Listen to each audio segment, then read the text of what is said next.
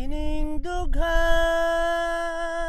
sa adlaw kag gabi ginahandom ang matamis nimo nga yuhom. Nagapangayhay, nagahulat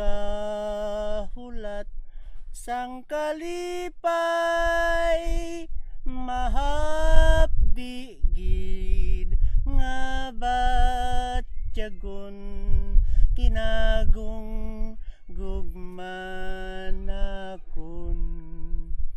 Ubulak ka nga matahom sa tanan nga tion ginahandom, ayhan sa ulihi ikaw ang matublag sang mapintas nga kamot mataktak.